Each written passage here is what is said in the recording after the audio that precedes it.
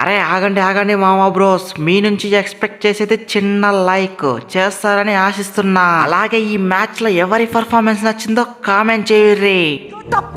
राजमाता हमारे शंख फूंक दो। అరే గిల్లు, మాకన్నా పెద్ద ఎర్రిపప్ప అయింది నువ్వే.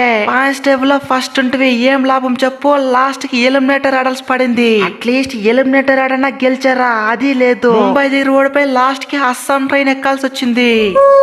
అరే చిన్న తప్పు, ఒకే ఒక చిన్న తప్పుతో మ్యాచ్లు మొత్తం కొలాప్స్ అయిపోయింది. ఆర్సీబీ ప్లేస్ లో మేము ఉండాల్సిన వాళ్ళము లాస్ట్ కి ఎలిమినేట్ అయిపోయి ఇంటికి వెళ్తున్నాం. లక్నోతో అన్నా సరే, సిఎస్కే తో అన్నా సరే ఒక్క మ్యాచ్ గెలిచింటే ఇప్పుడు ఇలాంటి పరిస్థితి పట్టేదే కాదు. అరే ఫస్ట్ నుంచి ఇంత మంచి పర్ఫార్మెన్స్ ఇచ్చిన తర్వాత ఇలా దారుణంగా ఓడిపోయి వెళ్తామని కల్లో కూడా ఉంచుకోలేదు. అరే మా బౌలర్లకి ఏమైందో తెలియదు గానీ అంత మంచి బౌలింగ్ వేసే వాళ్ళు ఒక్కడంటే ఒక్కడు కూడా సరిగ్గా వేయలేదు. వచ్చిన వాళ్ళు వచ్చినట్లే కొట్టించుకున్నారు, మ్యాచ్ నంతా దుప్పిచ్చారు.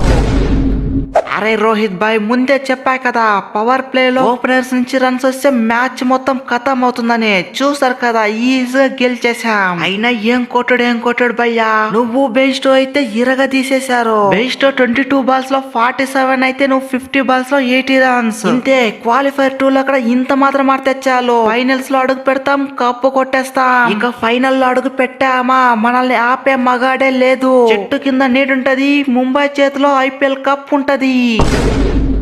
అరే హిట్ మ్యానా మజాకా, చూసారు కదా ఎలాంటి టైంలో ఆడాలో, ఏ విధంగా ఆడాలని మొత్తం తెలుసు. 50 బాల్స్ లోనే 81 రన్స్, 9 4లు 4 6లు, మొత్తం హిట్ మ్యాన్ షోనే. అది రోహిత్ పవార్ అంటే.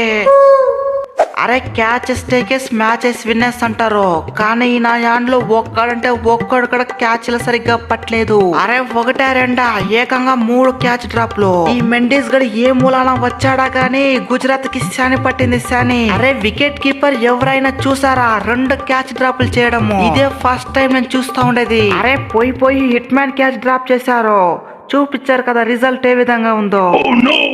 అరే ఏంది భయ్యా గిల్లు, అంత పెద్ద చేజ్ ఉంది కదా, మరి సెకండ్ బాలే వికెట్ అయిపోవడం ఏంది? ఆ బోల్ట్ గనికి ఈజీగా వికెట్ ఇచ్చేసి. అరే అప్పుడు ఎంతో కష్టపడి ఒంటరి పోరాటం చేశా. ఒక 5-6 ఓవర్ల కింద కలిసాడుంటే రిజల్ట్ వేరే ఉండేది. కానీ నువ్వు వచ్చినట్లే వచ్చి వెళ్ళిపోయావు. నేను వాషి తప్ప ఒక్కరంటే ఒక్కరు కూడా సరిగ్గా ఆడలేదు, అందుకే అస్సాం ట్రైన్ ఎక్కేశాం.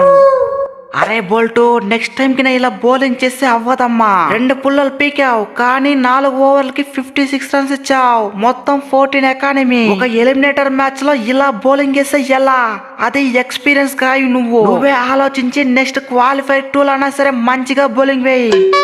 అరే ఏంది బూమ్రా బ్రో, మ్యాచ్ గెలిచినప్పుడు కూడా ఇలా ఆడితే ఎలా? అరే ఫస్ట్ ఓవర్ లోనే గిల్లు గాని పుల్ల లేపినప్పుడు ఏం మాట్లాడరు, కానీ రన్స్ ఇచ్చినప్పుడు మాత్రమే మాట్లాడతారు. ఒక్కొక్కసారి ఇలా జరుగుతూ ఉంటది, దాన్ని చూసి చున్నట్టు వదిలేయాలి. అయినా రన్స్ ఇచ్చిన 2 పుల్లలు పీక, అది చాలదా?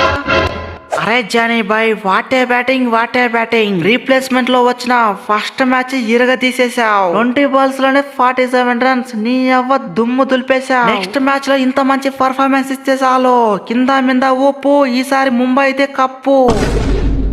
అరే రండి Pandya bro, last match top 2 లో అడుగు పెట్టకుండా ఏ విధంగా చేసామో ఈసారి ఫైనల్ లో అడుగు పెట్టకుండా చేస్తా. వచ్చిన వాళ్ళని వచ్చినట్టే అస్సాం ట్రైన్ ఎక్కిచ్చి మా పంజాబ్ పవర్ ఏంటో చూపిస్తాం. అదరా నాన్న, వీడియో నచ్చితే వీడియోని గట్టిగా లైక్ చేయరా, అలాగే సబ్స్క్రైబ్ చేయడం మాత్రం మర్చిపోకరా నాన్న. మళ్ళీ ఇంకొక వీడియోలో కలుసుకుందాం రా, అంతవరకు టాటారా నాన్న.